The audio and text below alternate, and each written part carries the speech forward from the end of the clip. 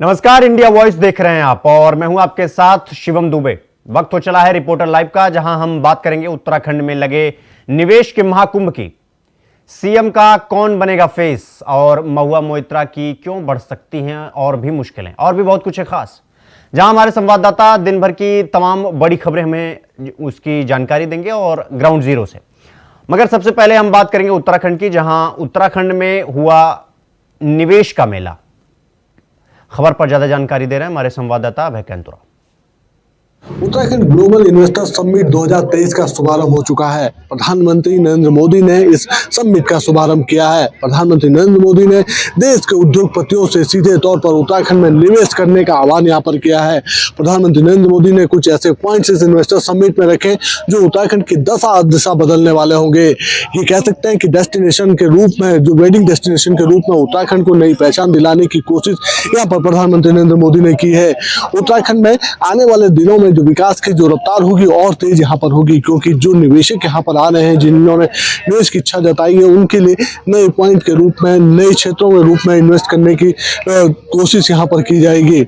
मुख्यमंत्री पुष्कर सिंह धामी ने उत्तराखंड में निवेश का जो माहौल तैयार किया, उस माहौल पर चलने के लिए प्रधानमंत्री नरेंद्र मोदी ने एक खाका यहाँ पर तैयार किया और अब ये कह सकते हैं कि आने वाले दिनों में उत्तराखंड में जो विकास की जो रफ्तार होगी और तेज यहाँ पर होगी, क्योंकि जिस उत्तराखंड को विकास की श्रेणी में सबसे आगे लाने की कोशिश धामी सरकार कर रही है, उसे इसी रूप में आगे बढ़ाया जा सकता है कि उत्तराखंड का जो पर्यटन सेक्टर होगा और मजबूत होगा, उत्तराखंड में इंफ्रास्ट्रक्चर होंगे और मजबूत होंगे और इससे जो रोजगार सृजन होंगे उससे उत्तराखंड की जनता को यहाँ पर सबसे बड़ा लाभ मिलेगा। कोशिश धामी सरकार की यही है कि इस इन्वेस्टर समिट के माध्यम से जो विकास की रेखा है, विकास की जो रफ्तार है, वो और तेज की जा सके। कैमरामैन हसनैन के साथ अभय कैंतुरा, इंडिया वॉइस, देहरादून। उत्तराखंड मुख्यमंत्री पुष्कर सिंह धामी के नेतृत्व में कितना आगे बढ़ रहा है, इस खबर पर ज्यादा जानकारी दे रहे हैं हमारे संवाददाता तुषार गुप्ता।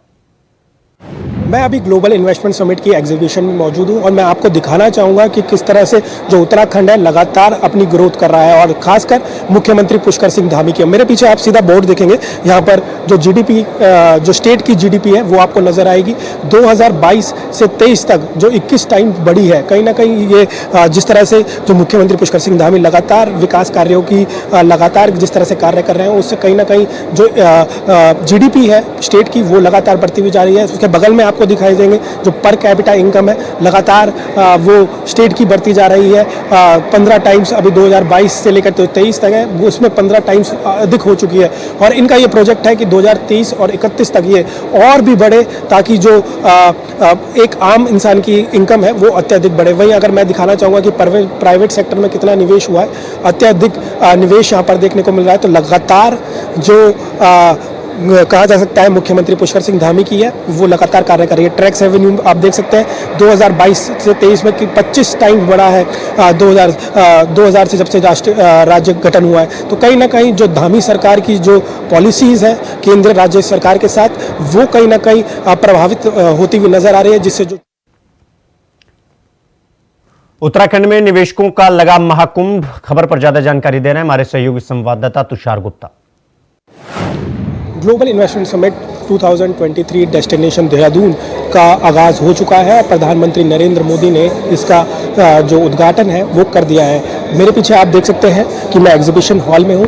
ये तमाम जो कंपनियां हैं लगातार जो 20 सालों से अधिक जो उत्तराखंड में इन्वेस्ट कर रही है, वो अपनी नीतियाँ यहाँ पर बता रही है निवेशकर्ताओं को, किस तरह से जो कार्य हो रहे हैं लगातार वो किस तरह से प्रगति में है। मेरे सामने आप देखेंगे जो शीतल ग्रुप ऑफ कंपनी है, ये जो बेसिकली है बैंक, फाइनेंस और प्लांट मशीन या रॉ मटेरियल जैसी चीज़ें करती हैं। वहीं कई बैंकों की यहाँ पर शाखाएं या फिर माना जाए कि उनके स्टॉल्स यहाँ पर लगे हुए हैं। जो यहाँ पर लोग हैं उनको जानकारी दे रहे हैं कि किस तरह से वो जो प्रदेश के हज़ारों लोग हैं उनको किस तरह से अपने से जोड़ रहे हैं, और साथ साथ कितने युवाओं को रोज़गार इस दौरान दे रहे हैं। आप देख सकते हैं कि तमाम स्कीम्स यहाँ पर नज़र आ रही है। जो स्टॉल्स हैं वो तमाम लोगों को इंफॉर्मेशन देने के लिए है कि किस तरह से जो कंपनीज़ हैं वो उत्तराखंड में कार्य कर रही है और आप भी इस जो नीतियाँ चल रही हैं उसके आधार पर जो उत्तराखंड है उसमें निवेश कर सकते हैं। उषा ब्रेकर जो ट्रॉलियों की या फिर कहते हैं उड़न खटोला की जो बहुत बड़ी कंपनी है उनका भी स्टॉल यहाँ पर लगा है। तो तब जिन्होंने हज़ारों रुपए का जो MOU है वो उत्तराखंड गवर्नमेंट के साथ साइन किया है, ऐसे में निवेशकर्ताओं को ये दिखाया जा रहा है कि वो किस बेहतर इन्वायरमेंट में यहाँ पर काम कर रही है ताकि वो भी यहाँ पर इन्वेस्ट कर सके। कैमरा जर्नलिस्ट निशांत चांद के साथ मैं तुषार गुप्ता, इंडिया वॉइस से। संसद में महुआ मोइत्रा की बढ़ सकती है मुश्किलें, खबर पर ज्यादा जानकारी दे रहे हमारे संवाददाता नितिन चौधरी।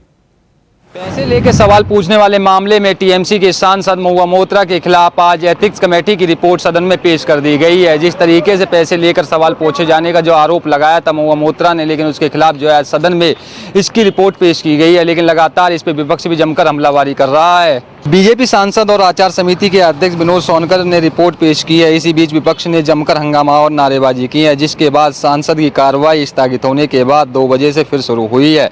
रिपोर्ट पेश होने के बाद सरकार की ओर से महुआ मोइत्रा की सदस्यता खत्म करने का प्रस्ताव दिया। छत्तीसगढ़ के सीएम पर सस्पेंस जारी है। इस खबर पर ज्यादा जानकारी दे रहे हैं हमारे संवाददाता तुषार कुमार। बीजेपी ने राजस्थान, छत्तीसगढ़ और मध्य प्रदेश में अभी तक के सीएमओ के नामों का ऐलान नहीं किया, लेकिन बीजेपी ने इन सभी क्षेत्रों में 3-3 लोगों को जिम्मेदारी दी है जो सीएम के चेहरे का ऐलान करेंगे। बता दें कि जिनको जिम्मेदारी मिली है वे पहले जाके क्षेत्रों में विधायकों से बात करेंगे, उसके बाद एक मीटिंग होगी जिसके बाद वो जिन बंदों को जिम्मेदारी सौंपी गई है वो ही इन सभी क्षेत्रों में सीएमओ के चेहरों का ऐलान करेंगे। बता दें कि बीजेपी ने रक्षा मंत्री राजनाथ सिंह को राजस्थान में जिम्मेदारी बनाया गया है, साथ ही विनोद तावड़े और सरोज पांडे को उनके साथ सर्वेक्षक बनाकर भेजा है। एमपी के मुख्यमंत्री की रेस अब और भी तेज हो गई है। इस खबर पर ज्यादा जानकारी दे रहे हमारे संवाददाता जूही सिंह। मध्य प्रदेश में भाजपा ने कांग्रेस को एक बार फिर से जो है विधानसभा चुनाव में कड़ी शिकस्त दी है और अब इसके बाद से जो है सियासी गलियारों में खबरें लगातार तेज हो गई। मध्य प्रदेश में सीएम फेस कौन होगा, इसको लेकर लगातार चर्चा का विषय बना हुआ है और सियासी राजनीतिक गलियारों में इसको लेकर तरह तरह की बातें भी जो है वो सामने आ रही है। वहीं मध्य प्रदेश में इस बार बीजेपी की जो जीत हुई है उसको शिवराज सिंह चौहान जो निवर्तमान मुख्यमंत्री है तो उनकी जो लाडली बहना योजना है उसको इसका श्रेय दिया जा रहा है। हालांकि अगर बीजेपी के नेता कैलाश विजयवर्गीय की बात करें तो उन्होंने इसे सिरे से खारिज कर दिया। उन्होंने कहा कि ऐसा कुछ भी नहीं है। अगर लाडली बहना योजना के बलबूते पर जो है बीजेपी को जीत मिलती तो राजस्थान और छत्तीसगढ़ में ऐसा कुछ भी नहीं था, वहां कोई। यूपी में मंत्रिमंडल को लेकर चर्चाएं अब और भी तेज हो गई हैं। इस खबर पर ज्यादा जानकारी दे रहे हैं हमारे संवाददाता प्रियम पाठक।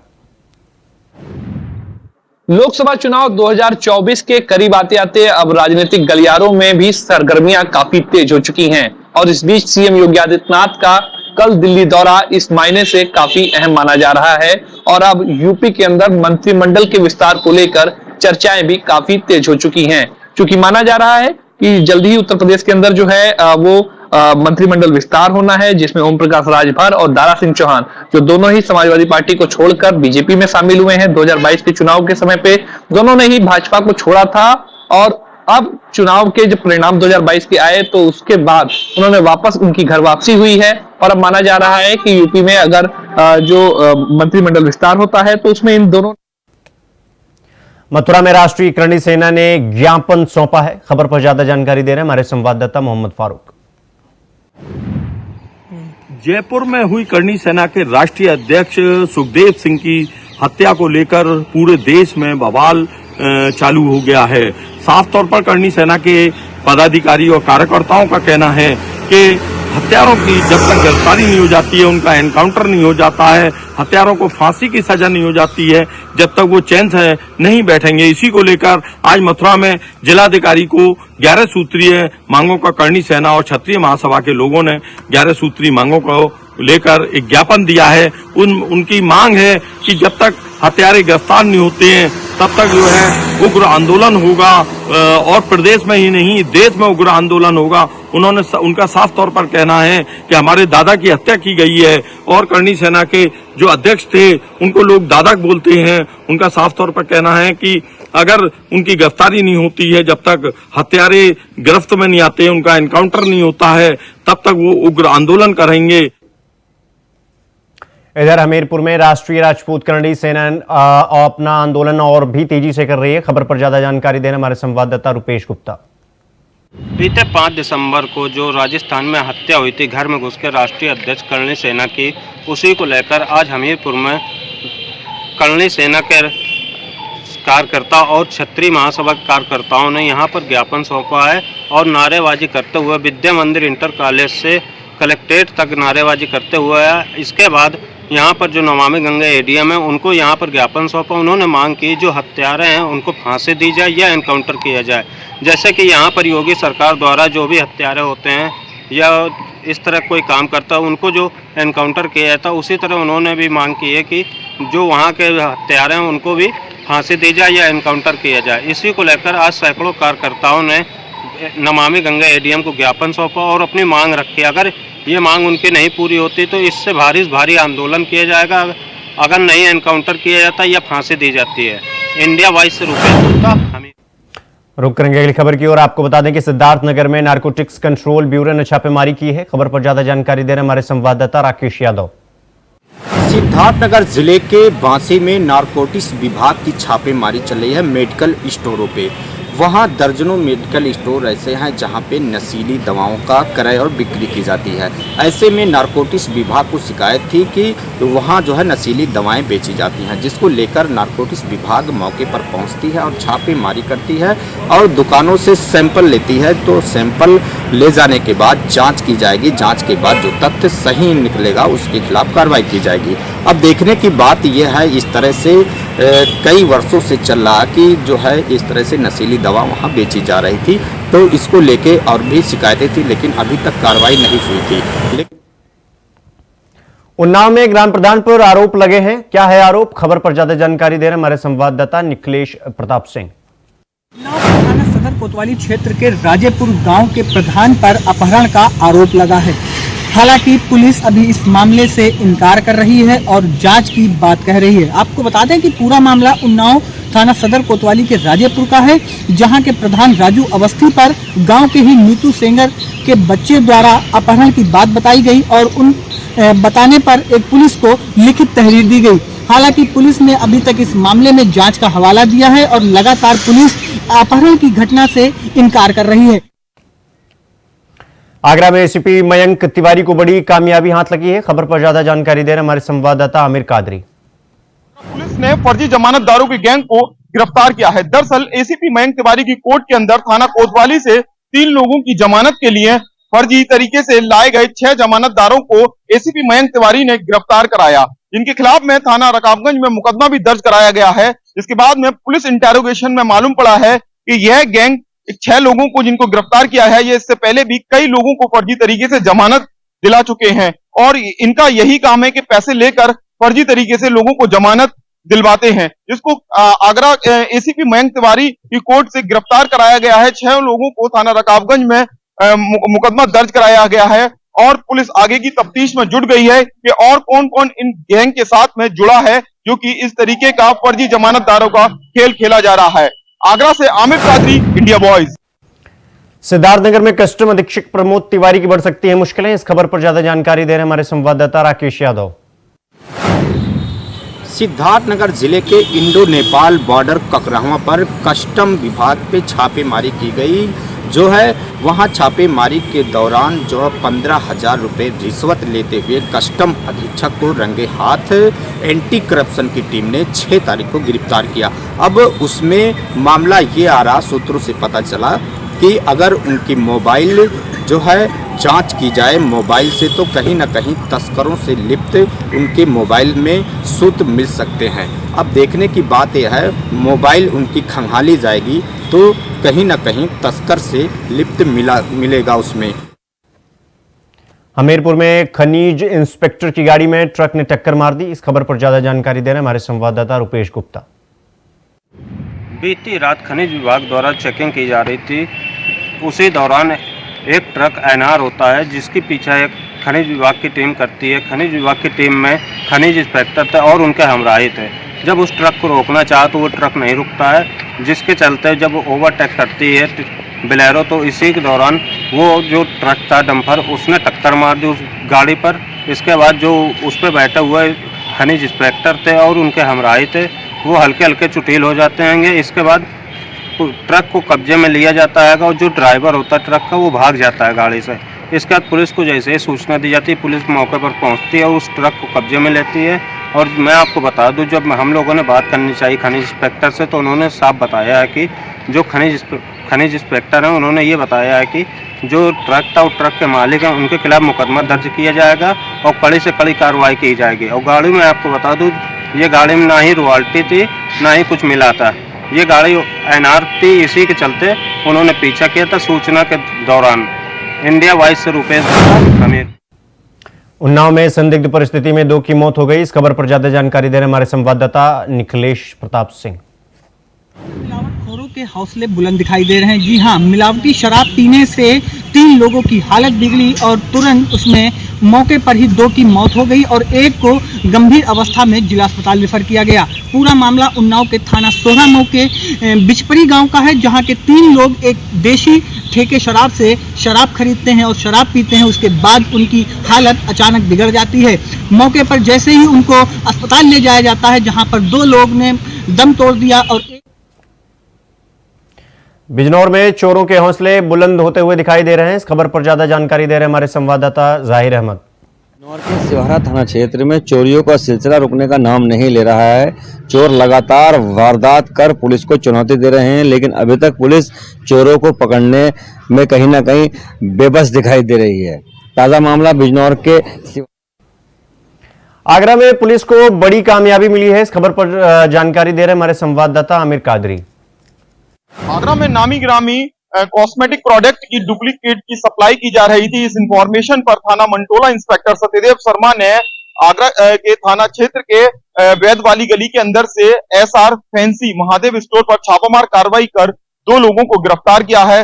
साथ ही कॉस्मेटिक के प्रोडक्टों को जो कि डुप्लीकेट सप्लाई किए जा रहे थे मार्केट के अंदर, उनको जब्त कर लिया है और उन दोनों लोगों को जिनको गिरफ्तार किया है उनके खिलाफ आगे की कार्रवाई में जुट गई है। उनसे कड़ी रुक करेंगे अगली खबर की ओर। आपको बता दें कि अलीगढ़ के थाने में ये महिला को गोली लग गई है। क्या है पूरा मामला, बता रहे हमारे संवाददाता मोहम्मद शहनवाज। पासपोर्ट की वेरिफिकेशन करने आई थाने में महिला के गोली लगने से महिला गंभीर रूप से घायल हो गई। इधर घायल महिला को तत्काल अलीगढ़ के आर सेंटर जे.एन. मेडिकल कॉलेज में भर्ती कराया, जहां गंभीर हालत में महिला का उपचार जारी है। तो वहीं पूरे मामले की जानकारी देते हुए बताया गया कि थाना नगर कोतवाली क्षेत्र में महिला जो कि हज पर जाना चाहती थी, उसका पासपोर्ट वेरिफिकेशन होना था और उसी सिलसिले में थाना कोतवाली के दरोगा के द्वारा उसको वेरिफिकेशन के लिए थाने में बुलाया गया। इसी दौरान दरोगा के हाथ से रिवॉल्वर से एक गोली चली और गोली सीधे महिला के सर में जा लगी, जिसके कारण महिला गंभीर रूप से घायल हो गई। इसी मामले की घटना की पूरी एक सीसीटीवी फुटेज सामने आया है, जिसमें साफ तौर से देखा जा सकता है कि दरोगा एक रिवॉल्वर अपनी जेब से निकालते हैं, सफाई करते हैं और उसी दौरान गोली चलने से महिला घायल हो जाती है। फिलहाल महिला का उपचार जारी है। हालांकि डॉक्टरों के द्वारा बताया गया है कि महिला गंभीर हालत में है। इधर सूचना मिलते ही आला अधिकारी और क्षेत्रीय पुलिस मौके पर पहुंची है। तो वहीं पूरे मामले में एसएसपी कलानुद्दीन हथानी ने घटना स्थल पर पहुंचकर घटना का मुआयना किया है। वहीं पूरे मामले में एसएसपी द्वारा बताया जा रहा है कि पूरे मामले में गहनता से जांच की जा रही है और इस मामले में कार्रवाई की जाएगी। फिलहाल अभी महिला का उपचार जारी है। हालांकि महिला गंभीर हालत में बताई जा रही है। अलीगढ़ से मोहम्मद शाहनवाज, इंडिया। रुक करेंगे अगली खबर की ओर। आपको बता दें कि गाजीपुर में पुलिस को बड़ी कामयाबी मिली है। खबर पर जानकारी दे रहे हैं हमारे संवाददाता सुशील तिवारी। गाजीपुर के पुलिस को मिली है बड़ी सफलता। 13 गोवंश पुलिस ने किए हैं बरामद। थाना सादियाबाद को मिली है बड़ी सफलता। पुलिस अपने रूटीन चेकअप में खड़ी थी और पुलिस ने जब देखा, रोका तो उनको अपनी आंखों पर नहीं हुआ विश्वास और साथ में एक बछड़ा भी था। गाजीपुर के पुलिस अपने अलर्ट मूड पर है। विभिन्न जिलों में आप देखें तो गोवंश की हत्याएं हो रही हैं और पुलिस को ये सूचना भी मिलती है कि यह बिहार और कलकत्ता तक लेकर जाते हैं। लेकिन गाजीपुर जिले में जितने थाने हैं वहां पर गाजीपुर के एसपी ने यह साफ निर्देश दिया है कि जहां पर भी गोवंश दिखे, पशु तस्करों को तुरंत गिरफ्तार कर लिया जाए। और अगर थाना सादियाबाद की मैं बात करूं तो बड़ी सफलता प्राप्त की है। दोनों पशु तस्करों को पुलिस ने गिरफ्तार कर लिया। इनकी क्राइम हिस्ट्री को जब पुलिस ने खंगाला तो इनमें से एक जो कि गैंगस्टर के मुकदमे भी इस पर लंबित है और पुलिस के पीठ थपथपानी चाहिए।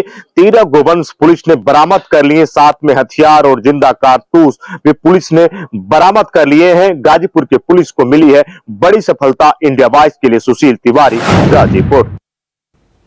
जौनपुर में पुलिस और गो तस्कर के बीच हुई मुठभेड़, खबर पर जानकारी दे रहे हैं हमारे संवाददाता विवेक कुमार। जौनपुर में पुलिस और गौ तस्कर के बीच एक बार फिर हुई मुठभेड़ के दौरान पुलिस ने गौ तस्कर को पैर में मारी गोली। वहीं पुलिस के गोली लगने से गौ तस्कर घायल हो गया। घायल गौ तस्कर को इलाज के लिए अस्पताल में भर्ती कराया गया।